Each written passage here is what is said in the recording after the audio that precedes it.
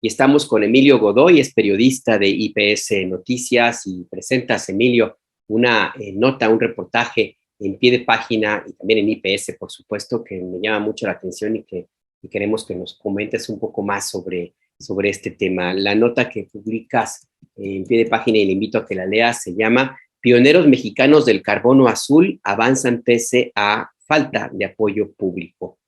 Bienvenido a Momentum, Emilio. Buenos días. Está conmigo Ernesto Ledesma. Te queremos que nos cuentes un poco carbono azul. ¿De qué va? Cuéntanos.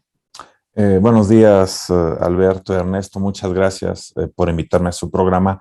Sí, el carbono azul es un concepto novedoso que ha empezado a estar en boga desde hace algunos años y se refiere al dióxido de carbono que ecosistemas marinos o costeros atrapan y almacenan, como humedales, como manglares, como pastos marinos. Estos están en el mar.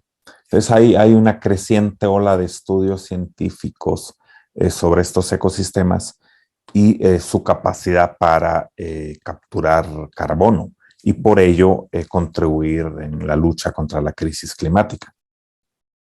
¿Hasta qué tanto esto que hablas de que es un mercado naciente, a qué se está refiriendo y de qué dimensiones estamos hablando este mercado naciente? Sí, esta es una derivación, por así decirlo, del mercado de certificados de emisiones evitadas de los bosques forestales, o sea, de áreas sembradas con árboles.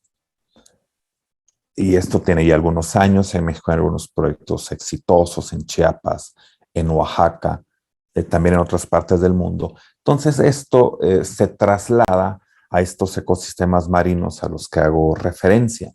Y el mecanismo más o menos similar es el carbono que retienen estos hábitats naturales.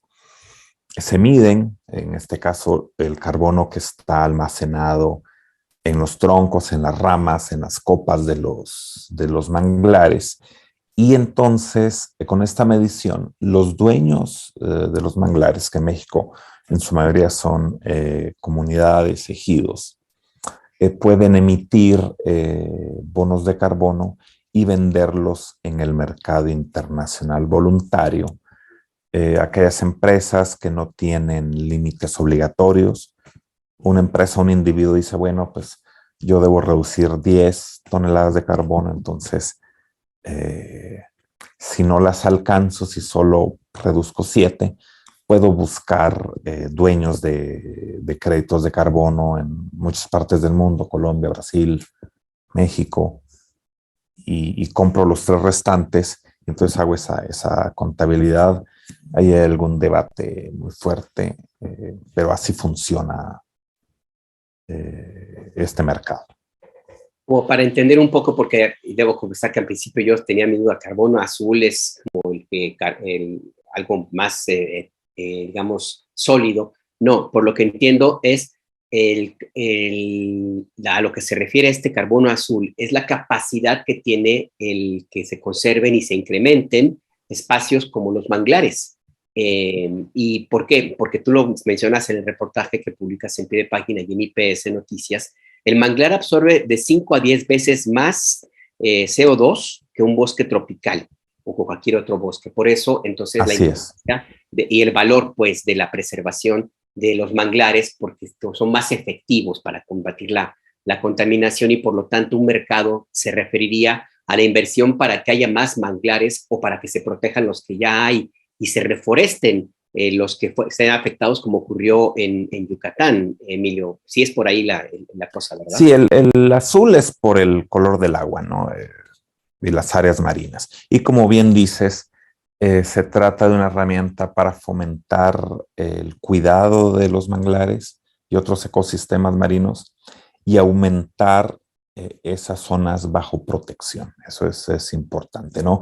Y en el caso que abordo en el reportaje, el ejido de San Crisanto en la costa norte de Yucatán, desde hace años cuidan el bosque de manglar y el objetivo es que los beneficios económicos obtenidos por la venta de los bonos fortalezca esa protección, haya mejores capacidades, puedan emprender otras labores.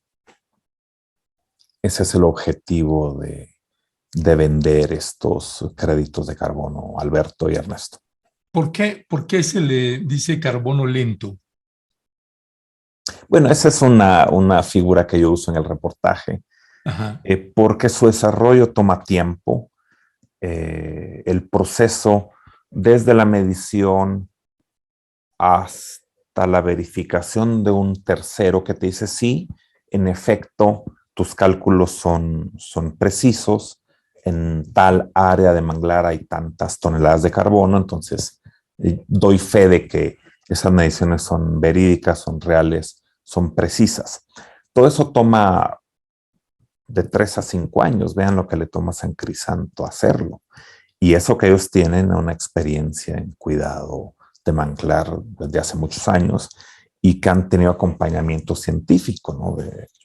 de académicos y expertos en el tema. Y no es un proceso barato tampoco. Entonces, no es que una comunidad entre este tipo de proyectos y rápidamente vaya a haber beneficios, toma un tiempo. Y luego ya viene la venta propiamente dicha de los bonos de carbono. Entonces, si a eso le sumamos que no hay apoyo gubernamental a estas iniciativas, entonces es un proceso que toma tiempo. Es un caminar lento y que debes hacerlo una y otra vez.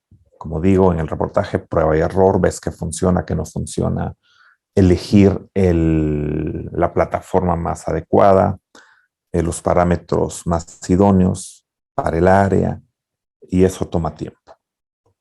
El título del reportaje habla muy claramente de la situación, pues, de esto que planteas del carbono azul, Emilio, porque se llama Pioneros Mexicanos. Cuéntanos un poco, pioneros a nivel mundial, o pioneros en el continente, pioneros en México, por un lado. Por el otro lado, ¿a quién le toca por parte de la autoridad? No sé si esto creo que le tocaría al gobierno federal. ¿A quién le toca? ¿A Semarnat nada más o qué otra instancia puede apoyar? Ese es un buen punto, Alberto. Aquí hay varias dimensiones. A nivel latinoamericano, sí son pioneros. Colombia es el primer país en América Latina en avanzar en estos temas desde hace algunos años. Y en México, San Crisanto es el primer proyecto de carbono azul en llegar a un punto de maduración, de medir el carbono, verificar esos cálculos y vender los bonos a un comprador internacional. En este caso, una empresa de artículos de lujo en Europa.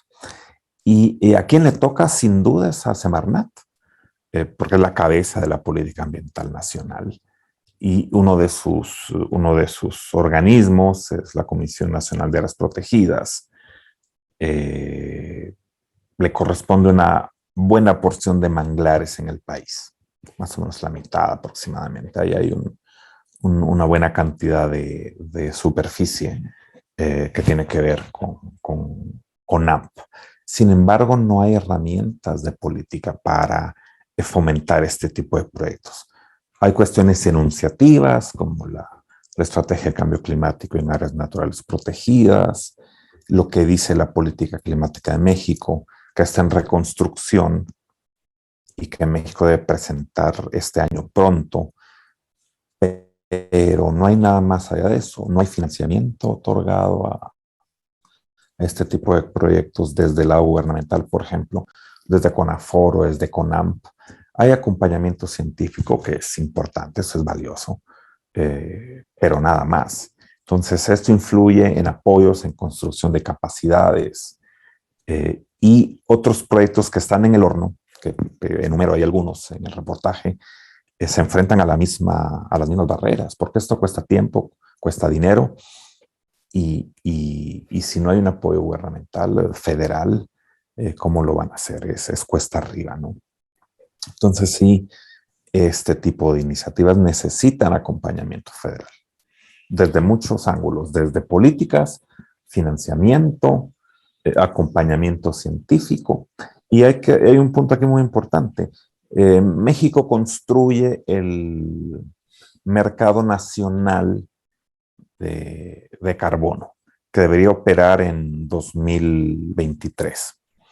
Y uno de los debates importantes es cómo incluir créditos provenientes de bosques, tanto de sistemas forestales como de manglar. Entonces, ahí hay una oportunidad y el reto es, bueno, ¿cómo vamos a incluir este tipo de bonos en ese mercado?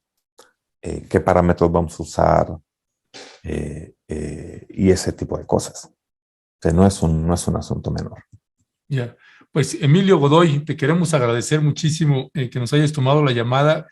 Muchas gracias y muchas felicidades por esta nota. En realidad, pues, bueno, me interesó muchísimo. Ahí te estaremos buscando también para dar un seguimiento y más amplitud, porque vaya que sí vale la pena. Gracias, Emilio. Te mandamos un fuerte abrazo. Le informamos también que ya colocamos la liga de IPS de esta nota periodística que está publicada en pie de página. Le colocamos ya la liga ahí de pie de página para que se asome. Vale muchísimo la pena que usted se asome a explorar, a darle una revisada completa a este trabajo periodístico de Emilio Godoy de IPS. Gracias, Emilio. Muchas gracias, Alberto, Ernesto, por la invitación. Un abrazo de vuelta y esperemos que más comunidades desarrollen este tipo de proyectos, ojalá con apoyo federal. Muchas gracias y que tengan buen día.